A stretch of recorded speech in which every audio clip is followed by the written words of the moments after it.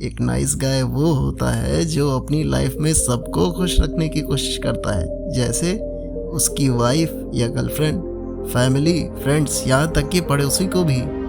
एक nice guy की हमेशा यही कोशिश रहती है कि वो लाइफ में जो भी करे सही करे और जहाँ तक हो सके उसका कभी किसी से झगड़ा या बहस वगैरह ना हो। इस तरह से लोग हमेशा यही उम्मीद करते हैं कि उनकी अच्छाई, भलाई और केयरिंग नेचर के बदले लोग उन्हें भरपूर प्यार और सम्मान देंगे।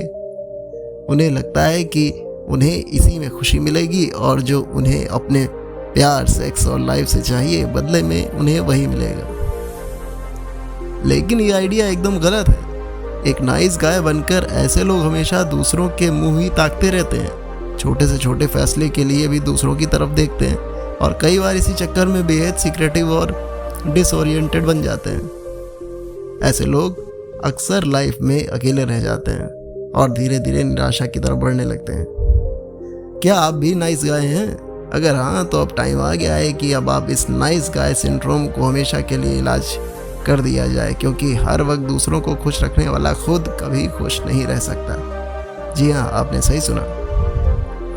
The mister nice guy syndrome के बारे में चलिए कुछ पढ़ते हैं। जेसन एक 35 साल का डॉक्टर है जो बॉडी के स्क्वाटर को ठीक कर बीमारी को दूर करता है। इस बुक के ऑथर डॉक्टर रॉबर्ट ग्लोवर के साथ उसकी साइकोथेरेपी का इंडिविजुअलिस्टिक सेशन शुरू किया गया। जेसन ने अपने बारे में कुछ यूँ कहा कि मैं एक नाइस गाय हूँ। मुझे ज़्यादा नाइस गाय आपको आज तक नहीं मिला होगा। जेसन की लाइफ में हर चीज़ परफेक्ट थी सिवाय उसकी फैमिली लाइफ के, और उसकी वाइफ के बीच कई महीनों से कुछ रिलेशनशिप अच्छा नहीं चल रहा था। जेसन की शुरू से ख्वाहिश थी कि लोग उसे पसंद करें या ना करें, उसे प्यार दें, क्योंकि वो खुद बड़े दिल वाला था। उसे खुद पर बड़ा घमंड था कि उसे कभी गुस्सा नहीं आता और ना ही वो आसानी से हर्ट होता है। वो अपनी खुशियों का ख्याल रखता था। किसी से उलझना तो उसकी फितरत में था ही नहीं, और यही एक वजह थी कि जेसन अपनी वाइफ से कभी कभी फीलिंग शेयर नहीं करता था। यानी जेसन की तरफ से कभी ऐसी बात नहीं होती थी जिसकी वजह से तू मैं हो। एक दिन की बात है, बावजूद ऐसा लगता था जैसे जेनिफर उससे खुश नहीं है, जेसन ने हमेशा एक अच्छे पति और पिता का फर्ज निभाने की कोशिश की, लेकिन फिर भी कुछ ना कुछ जेनिफर को शिकायत रह जाती थी, जो कि उसकी एक वाइफ थी। जेसन अभी क्लीनिंग कर ही रहा था कि जेनिफर ने उसे टोक दिया। उसकी तारीफ करने के बजाय उल्टा उसने उसकी गलती गिना दी। यहाँ तक तो ठीक था। जेसन की असली प्रॉब्लम थी उसकी पर्सनल लाइफ। जेनिफर को उसमें ज़्यादा इंटरेस्ट नहीं था। जेसन उसे कभी फोर्स नहीं करता था कि वो उसके साथ कहीं घूमने जाए, लेकिन उसकी वाइफ जेनिफर को बाहर जाना उतना पसंद नहीं था। जेसन ने कहा, मुझे लाइफ में सिर्फ प्यार और अपनापन चाहिए। क्या मैं इतना भी डिजर्व नहीं करता? इस बुक के ऑथर डॉक्टर रॉबर्ट ग्लोवर अपनी लाइफ में कई ऐसे नाइस गाय से मिले हैं, जिनमें से 3 की स्टोरी हम यहाँ शेयर कर रहे हैं। टॉड एक ऐसा ही नाइस गाय है जो औरतों के साथ बेहद ईमानदारी और तमीज से पेश आता है, और इस बार उसे काफ़ी गर्व भी है। बहुत सारी लड़कियां उसकी दोस्त हैं जिन्हें लगता है कि जिस भी लड़की से टॉड प्यार करता था या शादी करेगा वो बहुत लकी होनी चाहिए, क्योंकि वो शरीफ और तमीज़दार तो है ही, साथ ही वो एक अच्छा लिसनर भी है। लेकिन उसमें से एक भी लड़की ऐसी नहीं थी जो इस दोस्ती को प्यार में बदलना चाहती थी। टॉड एक नाइस गाय होने के बावजूद भी सिंगल है। उसे हैरानी होती है कि लड़कियां को उससे जैसा नाइस गाय सिर्फ दोस्त के रूप में चाहिए, जबकि बॉयफ्रेंड बनाने या शादी करने के लिए उन्हें कोई रफ एंड टफ लड़का चाहिए। बिल एक ऐसा ही आदमी है जो कि किसी ना किसी को बोल सकता है। वो लोगों की मदद करने के लिए उनकी गाड़ी तक ठीक करता है। वो अपने गांव की किसी 100 लीग बेसबॉल टीम का कोच भी है। उसके दोस्तों को जब भी घर शिफ्ट करना होता है तो वो फौरन हेल्प करने पहुंच जाता है। अपनी विधवा माँ की देखभाल की जिम्मेदारी भी उसके कंधों पर है। हर शाम के बाद अपनी माँ से मिलने जाता है।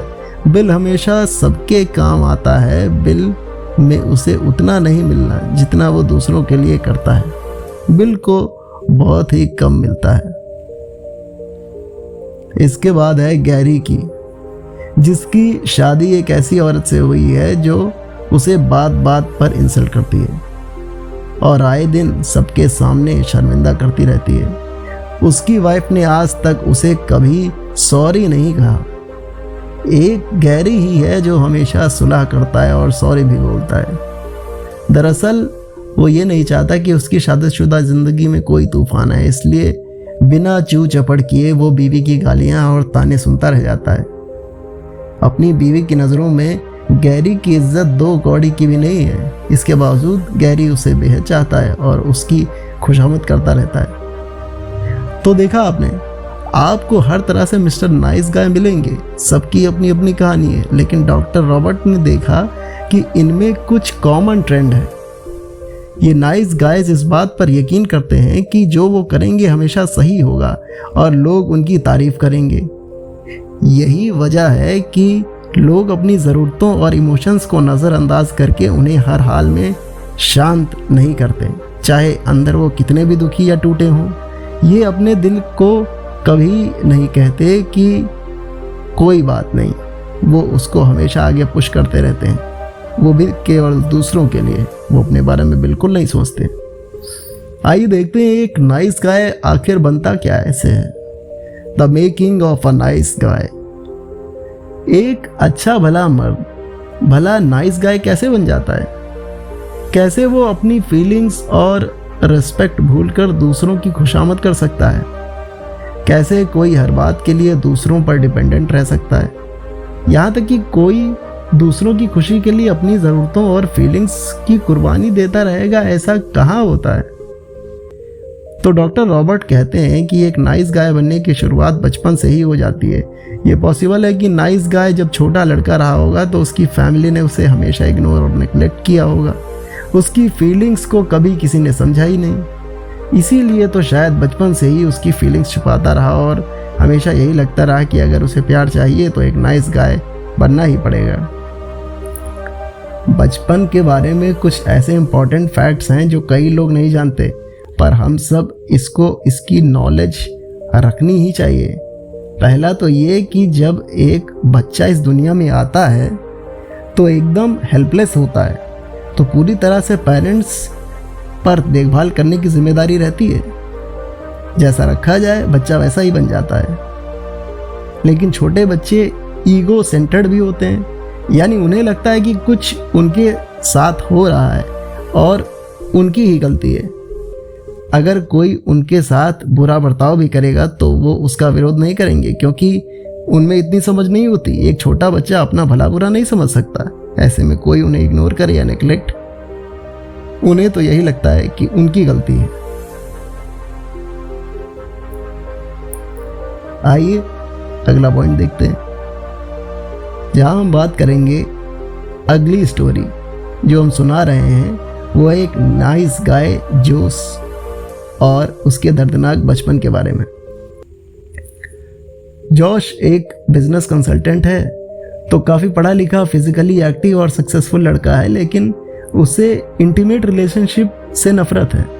जॉश अपने गुस्से को अक्सर दबा कर रखता है और उसकी हमेशा यही कोशिश रहती है कि कभी किसी का दिल ना दुखे।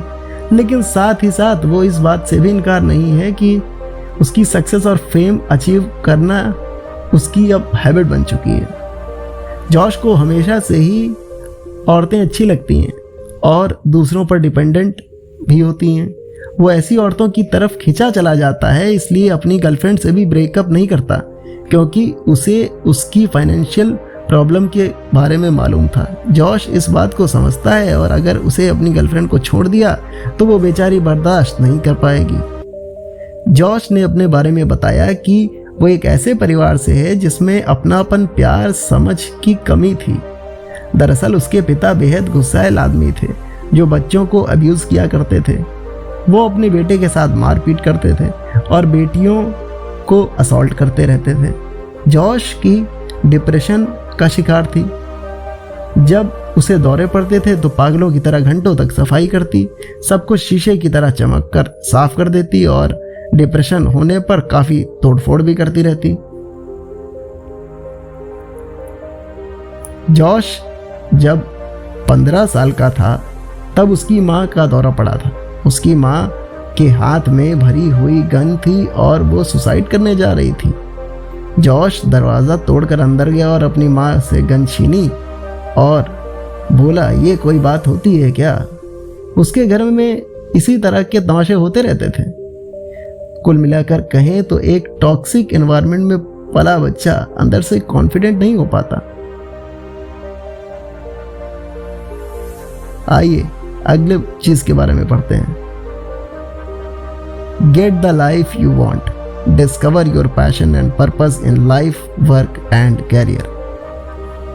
जैसी लाइफ आप चाहते हो वैसी लाइफ जीने का एक ही तरीका है कि खुद को एक्सपर्ट करो। आप जैसे हो, जो हो, स्वीकार करो। खुद को किसी और की तरह बनने की जरूरत नहीं है। अपने डर का सामना करो और अपने पैशन में लग जाओ। ये स्टोरी या पॉडकास्ट चार्ली की, जो एक नाइस गाय बनकर रह गया, बस उसी की नहीं है। ये उन सभी लोगों की है जो बस दूसरों के बारे में सोचते हैं और अपने बारे में सोचना बिल्कुल ही भूल जाते हैं। ऐसा नहीं है कि दूसरों की हेल्प नहीं करनी चाहिए, बट हमें प्राथमिकता पता होनी चाहिए कि हमें दूसरों की हेल्प करने से पहले खुद के गिरेबान में झांक कर देख लेना चाहिए। फिर कई हफ्ते बाद हिम्मत जुटाकर अपने डॉक्टर रॉबर्ट को ईमेल में उसने लिखा कि उन्हें एक मेंस ग्रुप ज्वाइन करना होगा। उसके लिए ये ख्याल ये बड़ा डरावना था कि उसके सामने अपनी फीलिंग शेयर करनी पड़ेंगी, वो भी एक मेंस व्हाट्सएप ग्रुप में। चार्ली के मन में कश्मकश चल रही थी, लेकिन जल्द ही उसने फैसला कर लिया। उसने सोच लिया कि इस डर का सामना करेगा और खुद से वादा किया कि जो भी चीज़ डराएगी वो उसका डटकर मुकाबला करेगा। चार्ली धीरे धीरे सही पर प्रोग्रेस कर रहा था और आखिरकार उसने कर ही दिखाया। अगले 18 महीने तक चार्ली ने अपना पैशन पूरा करने की कमर कस ली, क्योंकि अब वही उसकी लाइफ का मकसद और गोल था।